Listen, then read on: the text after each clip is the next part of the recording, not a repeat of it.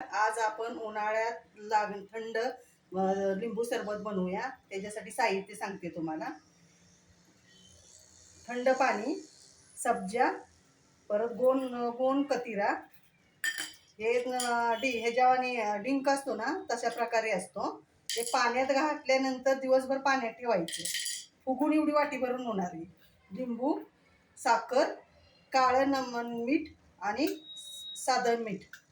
आता आपण लिंबू सरबत बनवायला सुरुवात करूया। सब्जा आणि गोंद कतिरा भिजवून दिवसभर भिजवल्यानंतर हे असं होतं बघा। दिवसभर भिजवायचं, मग या प्रकारे असं होतं बघा। एवढं 4-5 टाकलेलं होतं तर ह्याचं एवढं झालं बघा। आता आपण हे सरबत बनवायला घेऊया। पहिलं काळं नमक आणि साधं मीठ हे टाकून घेते। परत हे साखर वाटीभर। आता साखर टाकून घेतली मी। आता लिंबू टाकूया। तुमच्या क्वांटिटीनुसार लिंबू म्हणा, साखर म्हणा, मीठ म्हणा, हे तुमची क्वांटिटी किती आहे त्याप्रमाणे तुम्ही लिंबू म्हणा, हे सगळं हे घ्यायचं पदार्थ। आता आमची क्वांटिटी जास्त आहे, मी जास्त लिंबू घेतले आहे। साखर पण 1 वाटीभर मी जास्त घेतलेलं आहे, जास्त क्वांटिटी आहे।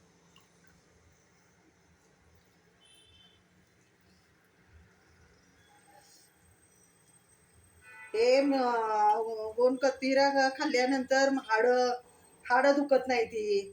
परत थंडावा अंगात निर्माण होतो, त्यासाठी गोंद कतिरा उन्हाळ्यात खावावाच। रोजच्या रोज थोडं थोडं खाल्लं तरी हाडं दुखत नाही। तुम्ही करून बघा, खाऊन पिऊन बघा कसं वाटतंय। खरंच चांगलं औषध आहे बघा। हे गोंद कतिराचं कसं होतं, दिवसभर भिजवायचं, एकदम चांगलं भिजवून घ्यायचं।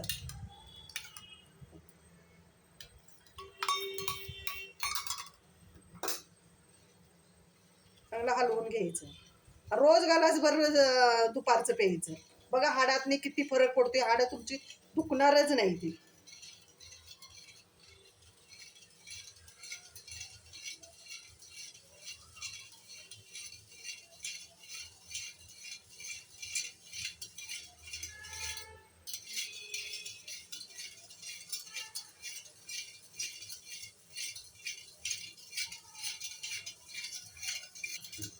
आता चांगलं साखर मीठ चांगलं विरघळलं, या एक जीव झालेला आहे। आता आपण आणि हे घेतानाच मी थंड पाणी घेतलेलं आहे, फ्रीजमध्ये ठेवायची गरज नाही, डायरेक्ट प्यायलाच घ्यायचं।